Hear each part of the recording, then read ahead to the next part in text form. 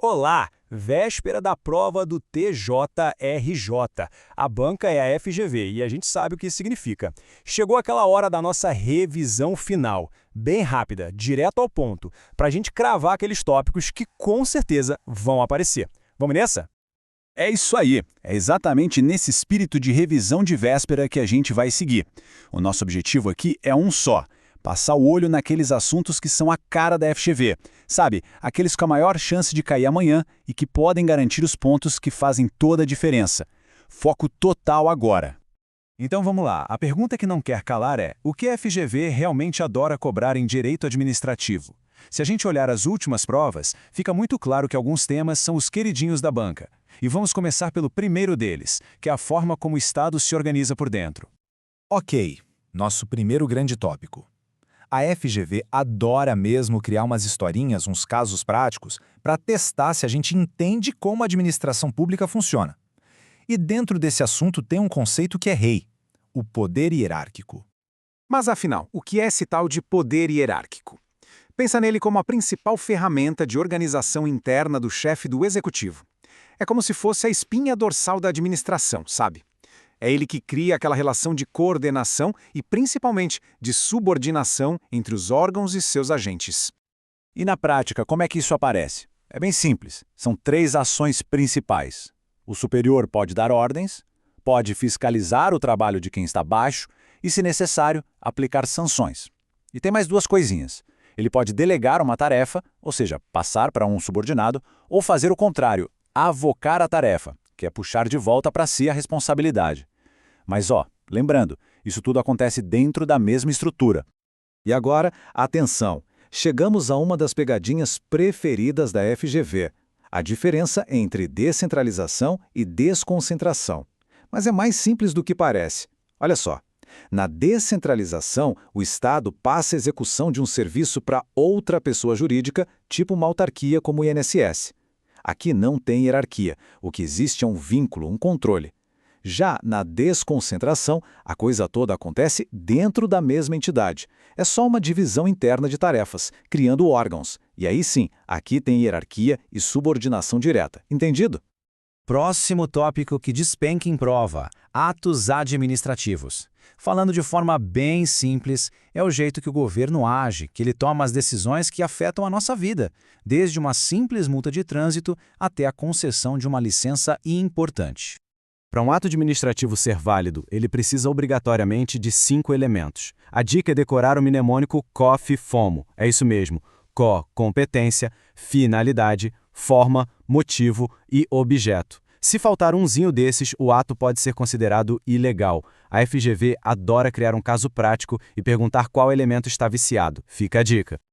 E são esses elementos que ajudam a gente a entender a grande diferença entre os atos vinculados e os discricionários. Pensa assim: no ato vinculado, a lei amarra tudo, define cada detalhe. O administrador não tem escolha, ele só cumpre a lei. Se a pessoa preencher os requisitos, ela tem o direito. Já no ato discricionário, a lei dá uma certa margem, uma liberdade para o gestor avaliar o que é mais conveniente e oportuno naquele momento. É a famosa análise do mérito administrativo. Certo? E quando o Estado erra? Quando uma ação do governo causa um prejuízo? Quem é que paga essa conta? Isso leva a gente para o nosso terceiro tópico fundamental: a responsabilidade civil do Estado e como as ações dele são controladas. Vamos imaginar um cenário bem prático. Um carro da prefeitura, em serviço, acaba batendo num carro particular. De quem é a culpa? Quem vai pagar o conserto? A nossa Constituição Federal responde isso de uma forma bem clara. A regra geral é a responsabilidade objetiva. O que isso quer dizer? Significa que para o Estado ser responsabilizado, só precisa provar 3 coisas: a ação do agente público, o dano sofrido e o nexo de causalidade, ou seja, que uma coisa levou à outra. Não precisa nem discutir se o agente teve culpa ou não. É a chamada teoria do risco administrativo. Quem tem o bônus da atividade também tem o ônus do risco. Ok, então o Estado foi lá e pagou a indenização para a vítima do acidente. Mas e o servidor que estava dirigindo o carro e causou tudo? A história acaba por aí para ele? Não exatamente. É aqui que entra a famosa ação de regresso. O Estado pode, e na verdade deve, cobrar do agente o valor que ele gastou com a indenização. Mas, e aqui está o pulo do gato, presta atenção. Para o agente ter que pagar o Estado de volta, aí sim precisa ser provado que ele agiu com dolo, que é a intenção, ou com culpa, que é a negligência, imprudência ou imperícia. Ou seja, a responsabilidade do agente perante o Estado é subjetiva. Bom, tudo isso que a gente viu, poderes, atos, responsabilidade, precisa ser controlado, certo? Nenhum ato da administração pode ser absoluto, imune a uma revisão, seja ela interna ou lá no judiciário. E o que garante isso é um princípio fundamental. E esse princípio é o da sindicabilidade. O nome é um pouco estranho, mas a ideia é simples. Pense nele como o direito de reclamar. É ele que garante que toda e qualquer ação do Estado pode ser questionada, pode ser revisada, seja na própria administração ou na justiça. É a regra de ouro que basicamente diz: ninguém, nem mesmo o Estado, está acima da lei. E assim a gente chega ao final da nossa revisão relâmpago. Passamos pelos temas mais quentes, aqueles que a FGV adora. Agora, para a gente fechar com chave de ouro, uma última dica e uma palavra de incentivo. E essa é a dica de ouro. A jornada não acaba amanhã. O resultado que vier, ótimo, mas a preparação, o ritmo continua.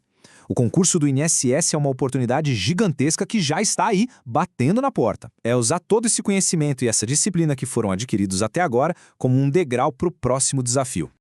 E para fechar, essa frase que tem que ser o mantra. Mantenham a calma, a tranquilidade e confiem em todo o esforço, em todo o estudo. Concurso se estuda até passar.